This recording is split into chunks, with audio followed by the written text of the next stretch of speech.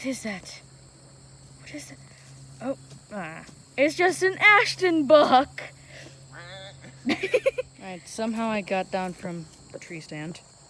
We got that over there. I guess you should explain it. Alright, guys. Next week is opening of archery in Ohio for deer season. So we are getting set up. And honestly, with this small property we got, this was actually kind of a challenge because we weren't really sure where to set up. But we kind of narrowed it down to a really good pinch point with some bedding in here, and there's some waterway, but it just seemed like the best spot to do this. So as you can tell, we're gonna walk and start from the beginning. We have the main trail that runs through Hag Creek, which is the trail that literally follows the creek, and that will take you all the way out to the barn.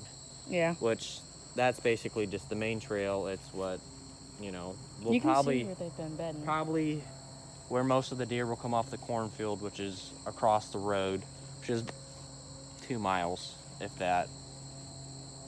Other than that, also with that being said, this fence here runs all the way down, and I want to say another 200 yards this way. There's field. Well, obviously it's an alfalfa field, Yeah. but the river runs and the deer follow the river, and they'll come up and they'll follow this and use this as a line so they can get to the cornfields. And that's another thing what we're trying to use as a pinch point. And on the other note, there's also some trails that cut through the back section for them to come in. Yeah. With that being said, obviously there's about 2 trails that run behind us and then the fence. So we'll see stuff that comes behind us. Not much chance for a shot opportunities behind us, but that's okay because this is actually a double setup. Which we set the ground blind up, which here we can walk over to. For this specific reason, which we have the ground blind, great spot, right in the corner, set straight up on the pile, great shooting lane, you know, and we know the deer are gonna come through here. Behind all this corn, I don't know if you can read back, the creek runs back here, and they bed completely along it for some reason. Mm-hmm. And I don't know if you guys noticed this. Here, try zooming in, not on the big tree, but the one behind it. You can see all the honey locusts still up there. Oh, yeah. Yeah. Oh. If you can. If you can't zoom in, that's fine too. But you can just see those little like yeah, banana shape things. Yeah, they look like, I don't know if you've seen them. They look like long, dried out peppers. They're all honey locusts, and the deer will sit there and chew it all day long. So we already have good natural food here. We got honey locusts, acorns, walnuts, and then with the river, or not the river, the creek running through, and now we got some bait piles, and we're gonna get another salt block probably. Yeah. Or a mineral rock out here with the, you know, our feed. We just need to go to Big R or a true We're gonna, place. yeah, it's gonna be a good setup. Because we just went to Walmart and spent some money. And for food. And the best way I can explain this is we have the dual setup, which, like I explained, we got the blind set up this way, and that's mostly for deer coming in from the Myers property on the cornfields, and also the fence row, and anything coming from across. I don't know if you could see over there, that's where the neighbor is, but on this fence row, like I said, it runs all the way down to the river. It also runs all the way out to a big section of woods, which is where the deer go for most of the afternoon during the day, because it's just really good cover for them. And what I've noticed with scouting this area for about the past year and a half is that late season, there's one really, really nice buck that both me and Andrew were targeting this year. We haven't came up with a name for him, so if you got any suggestions, you know, suggestions. Yeah, he's an old boxer. Sorry, MMA fighter, right? Huh? You're an old MMA fighter. Yeah, old MMA. I got a little bit of speech impediment here and there, but we're hoping to get him. He likes to hang out in this woods right across from us, and sometimes in this field.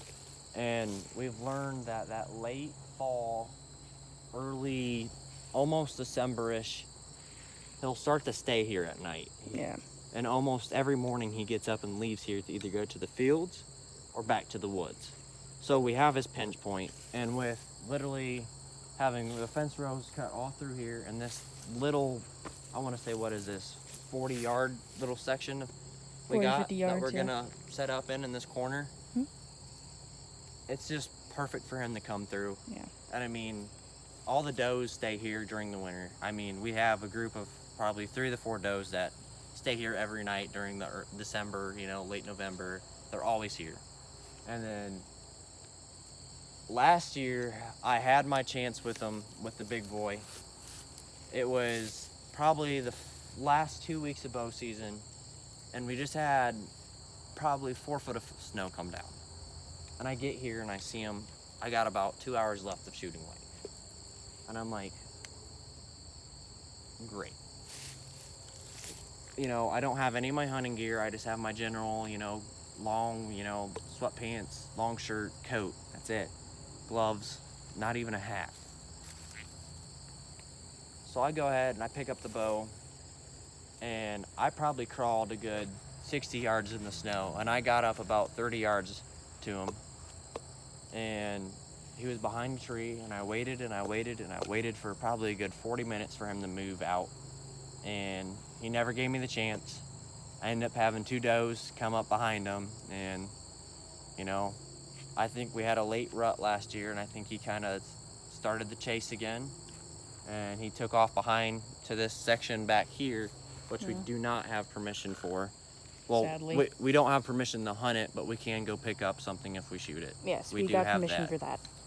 But, he ran off over there, and that was that. So the goal is really to see if we can find him, get him structured out, and, if we could pick up a doe or 2, maybe for some meat, I'd be just as fine with that. But really the goal this year is just to get a deer on the ground. Yeah. Uh, Now, I gotta say, about 4 years ago, I made a pretty long shot with my brand new crossbow, and the wind wasn't in this area, but it got out into maybe about 20 yards of my yard, and wind just picked it up and pushed it a little bit left, broke its back legs. It just kind of scooted forward all the way into my neighbor's yard. We got permission.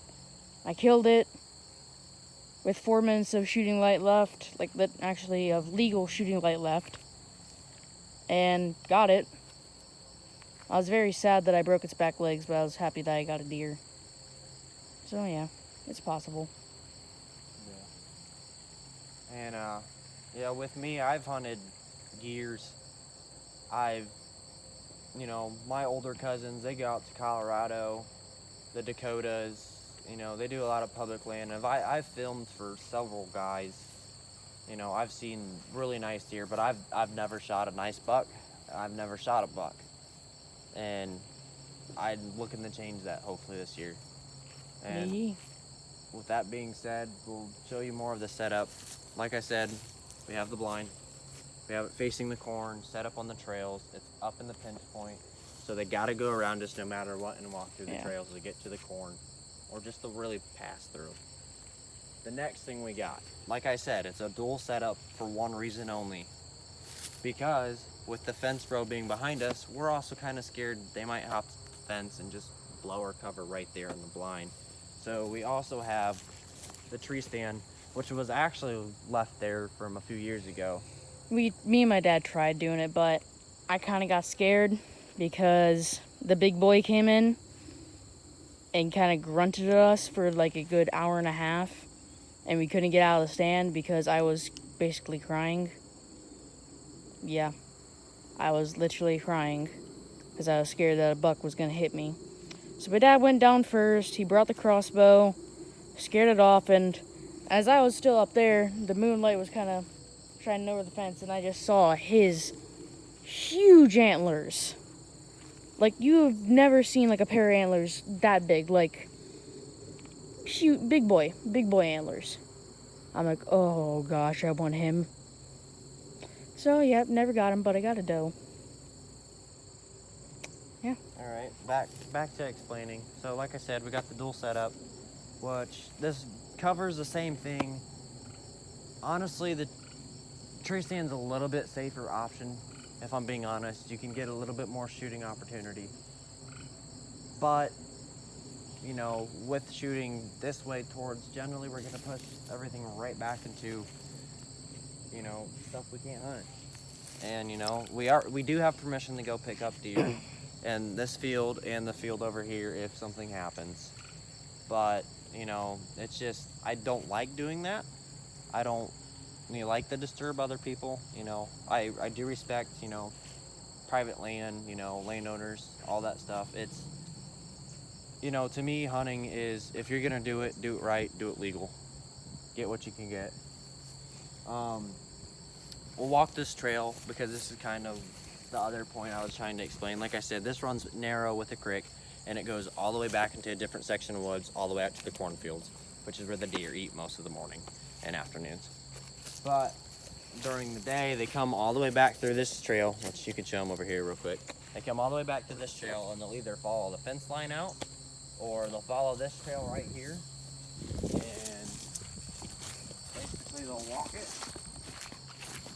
Which, I mean, right here is another section of their bedding area. Yeah. Which, that's the other thing I forgot to say. We're right in their bedding. Like, we're right on top of them. And they follow this out. And that could take all the way to the top of the fence. And I don't think you can see it yet, but we'll walk it. And, you know, we got it runs all the way through, runs all the way through.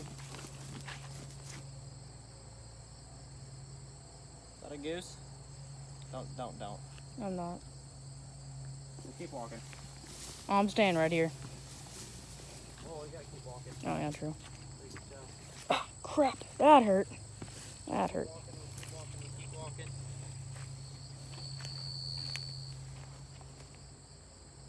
What was that? On.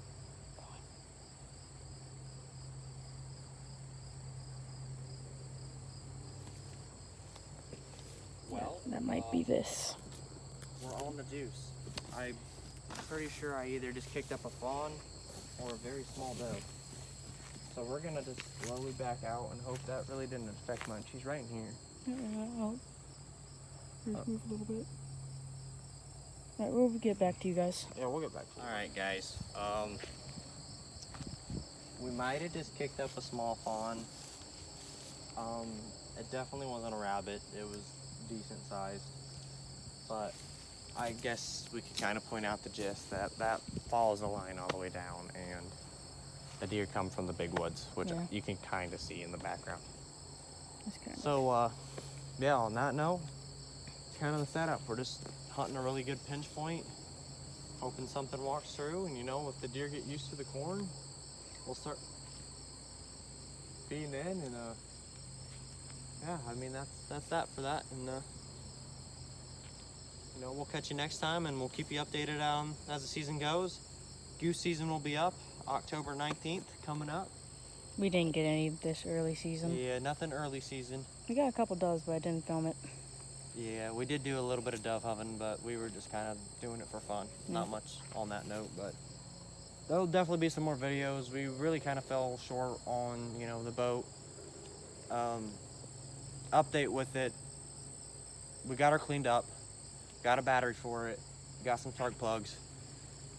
We'll probably put the battery in sometime soon. We got a guy that's going to actually come out and inspect the motor. The way it's looking is actually not that bad. It just looks like we might need a little bit of wiring done. Which And isn't too bad. isn't that bad.